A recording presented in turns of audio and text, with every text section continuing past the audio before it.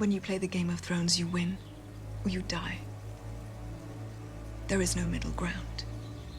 The original Game of Thrones show has been in the news and re-evaluated lately by the new prequel series House of the Dragon, which have taken audiences by storm. There is no better time to re-watch the original series than now. The Game of Thrones universe is packed to the brim with lore, geography, and medieval iconography. This list favors episodes in the latter part of seasons. That's not to say that the beginning of seasons didn't have great content, but rather that a lot of the seasons are slow build-ups, with the culmination of multiple storylines reaching their climax all within one episode. Many episodes over the course of this show were incredibly good, and the following list will detail top 10 very best episodes of Game of Thrones, and in the end, there will be a bonus episode, so make sure to watch up till the end.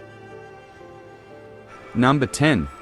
Season 1 Episode 1 Winter is Coming. The very first episode saw the beginning to the huge legacy of Game of Thrones, and audiences immediately recognized that this was one of the most overproduced, ridiculously expensive TV shows ever made, with each episode costing what it would take to feed thousands of starving people. Right from the start, the series sets us in motion with some pretty dramatic revelations and conflict.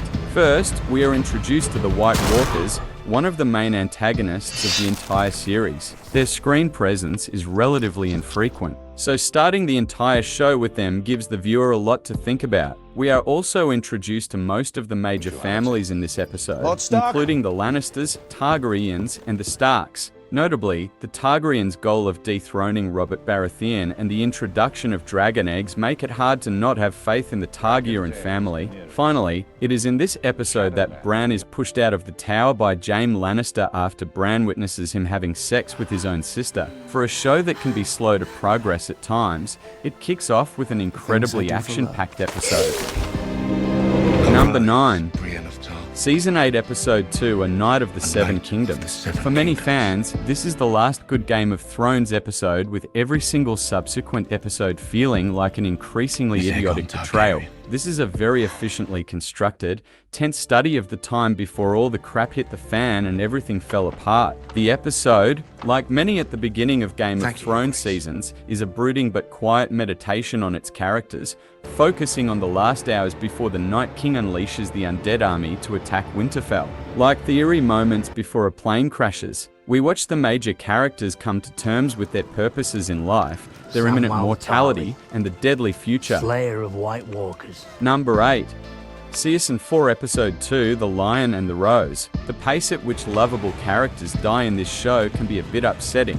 It seems as though the enjoyable characters die quickly, and the evil ones seem to live too long. When a truly evil character does end up dying, it can be a breath of relief and satisfaction. It is for this reason that this episode is one of the best. This is the episode that depicts the wedding between Joffrey and Margaery. Joffrey shows a repugnant play depicting dwarfs acting as the Five Kings. He condescendingly remarks to his uncle that he should join the play, and continues to publicly humiliate his uncle by forcing him to be his cupbearer and pouring him drinks. After this offensive display, karma takes its hold as we witness Joffrey start to choke after taking a sip of his wine. His face turns to horrible shades of blue and red as his eyes swell, and he struggles to breathe. After the depravity that Joffrey has inflicted on many people, this death feels righteous.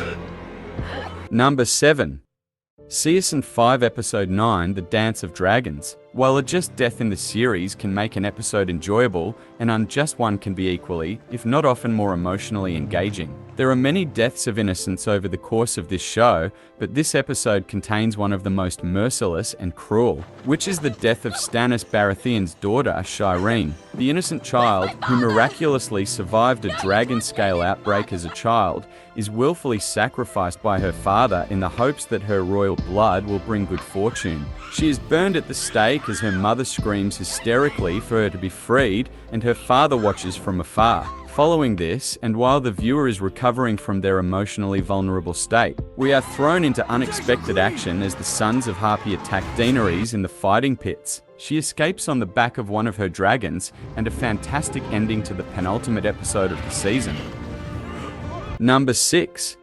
Season 5 Episode 10 Mother's Mercy. Following the previous adrenaline-pumping episode, this one somehow finds a way to pack a bigger punch as it sees the machinations of Game of Thrones' smartest characters come to some conclusions. The episode starts with Arya brutally killing and stabbing Trant in Bravovos after he beats her and two other young girls. Then, after Daenerys escapes Meereen on the back of her dragon, she is surrounded by a Dothraki horde. In King's Landing, another character seems to pay to get what they deserve. After Cersei confesses to the High Sparrow, she is forced to walk naked from the Great Sept to the Red Keep while citizens jeer at her and throw trash and feces. This scene really is hard to watch. As much as you grow to hate Cersei, this level of humiliation and degradation seems far beyond a humane punishment. For one of the first times on the show, you start to feel bad for her. The following scene depicts Myrcella dying from poison after acknowledging the fact that Jaime is her father. Following the theme of deserving repercussions,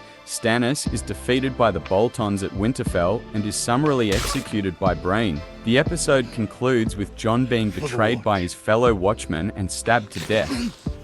Number 5. Season 6 Episode 9 Battle of the Bastards. Another content-packed episode starts off running with Daenerys confronting the Masters, who are currently attacking her city. Daenerys takes to her dragon to retaliate, and Grey Worm kills two of the Masters. Daario leads the now-allied Dothraki into the city to finally wipe out the Sons of the Harpy. After this, Theon and his sister Yara arrive in the city with ships to negotiate the support of her cause. At Winterfell, Jon and Sonars, along with a wildling army, confront Ramsay and want to negotiate the return of their captured brother, Rickon. As the conflict escalates into a battle, Ramsay tells captured Rickon to run towards his brother as he fires arrows at him. Right before Rickon reaches his brother, he is killed, which launches the outnumbered Wilding army into an attack against Ramsay's forces. With the timely arrival of the Knights of the Vale, Ramsay's army is defeated, and he retreats into the protected Winterfell. With the help of the giant, 1-1, the gates are broken. 1-1 is bombarded by arrows and dies, but Ramsay is captured and ultimately killed by his own starved dogs. Number 4. Season 4 Episode 8 The Mountain and the Viper. Season 4 was arguably the last decent season of a show which went drastically downhill faster than a White Walker avalanche. The best episode of this season was a thrillingly edited, wonderfully directed, and suitably epic character study split between various parts of the Game of Thrones universe. We wander through Moat Cailin, King's Landing, the Vale, Meereen, and the Wall as we soak in some of the most memorable moments from great characters like Ellaria, Ruse, Missandei, Styr, Gregor, Enya, Sir Barristan, Salmi, and more. This is also, sadly, the last appearance of Oberyn the Red Viper, a wonderful Pedro Pascal in a show that was addicted to killing its main characters and emotionally and sexually torturing its female ones. Number 3. Season 3 Episode 4 And Now His Watch is Ended. This episode has a lot of interesting things going for it, especially in its progression of various Game of Thrones character arcs. It is also a mid-season episode, which rarely has the same amount of action as episodes later in the season. First, we see Varys explain to Tyrion how he became a eunuch and shows him that he has imprisoned the sorcerer who did it. This is also the episode where Theon is recaptured by Ramsay. The ambiguity surrounding his capture keeps the viewers engaged and serves as a great character introduction. Beyond the Wall, in the Craster camp, the much-hated man is killed by Night's Watchman as a fight breaks out. Finally, the episode ends on a powerful note in Astapa, as Daenerys orders the Unsullied army she just purchased to kill their masters and subsequently frees them of their obligation to serve her. Number 2. Season 5 Episode 8 Hardhome. Considering how beloved Game of Thrones was, it makes sense that audiences refused to believe that it would become a pathetic caricature of itself, a terrible, aimless show that forgot everything which made it popular to begin with. This is partly due to the occasionally perfect episodes which would pop up here and there, including Hardhome. After 7 pretty lame episodes, this one reminded Game of Thrones fans what was great about the show to begin with. The episode that made Jon Snow a household hero, adored by everyone, something the show would, like everything else, eventually ruin. This hour includes possibly the most exhilarating final 20 minutes of any episode in Game of Thrones history, as the White Walkers finally become more than a drawn-out tease. Number 1. Season 1 Episode 9 Baelor. We learn what the real loss of a great character feels like in Season 1. Eddard Stark, who up until this point seemed like he would be a staple of the series, is unexpectedly executed after being tricked by Joffrey. He and Sansa are told that if he confesses to treason, his life will be spared, but Joffrey, drunk with power, goes against his word and is Eddard publicly executed in front of both his daughters. This episode ranks highly because of its harsh and unexpected twist. It is the first real emotional loss of the series. Last but not the least, the bonus episode. Season 3 Episode 9, The Rains of Castamere, the highest ranked episode of the series, also delivers some of the most serious blows. As the Stark army arrives at the Twins, Robb apologizes to Walder Frey for not honoring their previous agreement for him to marry one of his daughters. Instead, Edmure marries Rosalind, and after the ceremony, the two are ordered away to consummate the marriage. Left in the room are Robb, Talisa, Catelyn, Walder, and Roose Bolton.